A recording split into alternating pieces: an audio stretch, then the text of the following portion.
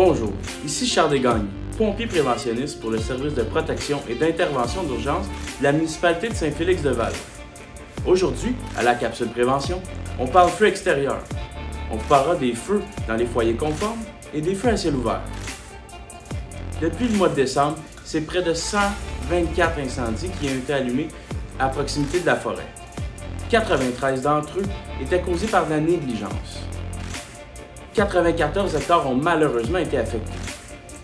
Pour aider à diminuer ce nombre, restez avec nous et écoutez les conseils de prévention incendie. Aujourd'hui, dans cette capsule de prévention, vous apprendrez comment profiter d'un bon feu de foyer entre amis ou avec la famille en minimisant le plus possible les risques d'incendie. Vous serez donc plus responsable autant en environnement qu'en danger d'incendie. Lorsqu'on veut profiter d'un feu à l'extérieur, il est important de se poser plusieurs questions. Premièrement, lors d'un feu dans un foyer conforme, il est important de se poser la question « Est-ce que mon foyer est bel et bien conforme? » Il est aussi important de se poser la question si les feux sont autorisés dans ma municipalité en ce moment. Lors d'un feu à ciel ouvert, il est aussi important de se poser la question 1. Si nous avons le droit de faire un feu à l'extérieur à ciel ouvert et si j'ai obtenu mon permis de brûlage. Les réponses à toutes ces questions vous seront fournies dans cette vidéo. Restez à l'écoute. Pour un feu dans un foyer conforme, il est important de vérifier l'indice de feu en vigueur, soit sur le site de la Sopfeu ou sur le site de votre service de sécurité incendie. Ensuite, il est important de se poser la question « Est-ce que mon foyer est conforme? » En effet, pour qu'un foyer soit conforme, il doit disposer d'un pare-étincelle avec des ouvertures maximales d'1 cm par 1 cm. Il est aussi important d'avoir à proximité une source d'extinction, soit un seau d'eau, un boyau d'arrosage chargé ou même un extincteur. En cas de pépin, ils seront là pour vous. Une fois votre foyer conforme acheté, il est important de l'installer selon la réglementation en vigueur dans votre municipalité. Consultez le site internet de votre municipalité ou contactez votre service de prévention incendie pour avoir les détails sur l'installation d'un foyer conforme à l'extérieur. Suite à l'utilisation de votre foyer extérieur conforme, vous devrez l'éteindre avant de quitter. Assurez-vous que celui-ci est bel et bien éteint et qu'il n'y a aucun danger de propagation au sol ou à l'environnement. Lors de l'utilisation d'un foyer conforme, il est important de respecter certaines étapes. Préparez le sol afin de recevoir votre feu. Évitez toute propagation d'incendie à cause des branches, des feuilles ou d'herbes trop sèches. Allumez votre feu de façon sécuritaire. Surveillez toujours votre foyer lorsqu'il est allumé. Éteignez adéquatement votre foyer lorsque vous avez terminé avec celui-ci. Et surveillez qu'il ne se rallume pas ou qu'il est bel et bien éteint. Ces étapes vous sauveront peut-être d'un incendie accidentel.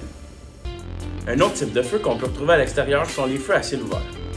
Les feux à ciel ouvert se définissent comme étant des feux brûlant sans récipient et sans obstacle à la propagation. Les feux d'artifice et les pièces pyrotechniques sont aussi considérés comme des feux à ciel ouvert. Dans cette capsule, vous apprendrez comment faire un feu à ciel ouvert de façon sécuritaire et dans le respect des normes et des règlements de votre municipalité. Lorsque vous désirez faire un feu à ciel ouvert, il est important de vérifier l'indice de feu de votre municipalité, qui est présentement en vigueur, et de vous assurer que celui-ci permet les feux à ciel ouvert. Par la suite, une demande de permis de brûlage devra être effectuée au service incendie de votre municipalité. Vous devrez aussi vous assurer que le dégagement et l'emplacement de votre feu à ciel ouvert respectent les normes et les règlements de votre municipalité. Lors d'un feu à ciel ouvert, il est de votre responsabilité de vous assurer que les matériaux brûlés soient conformes à la réglementation de votre municipalité. En effet, seul le bois non peint et non traité peut être brûlé dans les feux à ciel ouvert. Le brûlage de rebuts printaniers est aussi responsable de plusieurs incendies depuis le mois de décembre selon la Sopfeu. Il est donc préférable de passer à l'éco-centre près de chez vous. Du même coup, vous préserverez l'environnement et vous assurez que vous ne causerez pas d'incendie accidentel. Plusieurs questions nous sont fréquemment posées. Je répondrai donc aux questions les plus souvent posées au service incendie dans cette capsule vidéo. Premièrement, qu'est-ce qui est autorisé lors d'une interdiction de feu à ciel ouvert? En effet, lors d'une interdiction de feu à ciel ouvert, vous pouvez tout de même faire des feux de plaisance à l'aide d'un foyer conforme, en vous assurant toujours d'avoir un pare-étincelle avec ouverture maximale d'1 cm par 1 cm et que votre foyer soit disposé sur un sol non combustible tel que du gravier ou du pavé ou peu importe. Vous pouvez donc profiter d'un feu de foyer à l'extérieur avec votre famille ou vos amis, tout en sécurité. Lors de votre demande de permis de brûlage, nous vous demanderons si vous êtes près de la forêt. Si votre municipalité demande un nombre de mètres précis, vous devrez respecter ce nombre de mètres. Par contre, si aucun nombre de mètres n'est défini, ça devient une question de risque et non de distance. C'est-à-dire que si votre feu hors de contrôle peut atteindre la forêt, soit par tison, soit par le vent ou propagation au sol, vous êtes trop près de la forêt. Probablement que si vous posez la question, c'est que vous êtes trop près de la forêt. Informez-vous à votre service de prévention incendie local pour plus de renseignements. Une autre question posée fréquemment par les citoyens est que si le niveau d'incendie est défini à extrême, peut-on faire un feu ou peut-on faire une demande de permis de brûlage? L'interdiction de feu à ciel ouvert ou de feu n'est pas systématique avec le niveau extrême. Il est donc important de vous informer à votre service de prévention incendie local pour les conditions. Cependant, cet indice vous indique qu'il y a un fort potentiel d'allumage et de propagation en cas d'incendie.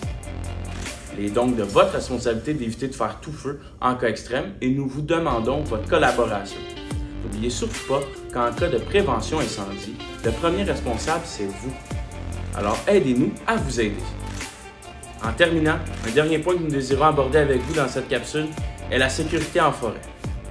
Effectivement, dans les dernières semaines et les derniers mois, nous avons eu une recrudescence des incendies causés par l'humain en forêt. Lors de vos randonnées, évitez de fumer en marchant. Arrêtez-vous pour fumer et disposez de vos mégots adéquatement. Évitez toujours de faire des feux dans la forêt. C'est pour votre sécurité et c'est pour préserver notre magnifique forêt dans notre magnifique région. Merci d'avoir été à l'écoute. Restez à l'affût pour plusieurs autres capsules de prévention durant l'été. Ce fut un plaisir. Mon nom est Charles Desgagnés, pompier préventionniste. À la prochaine.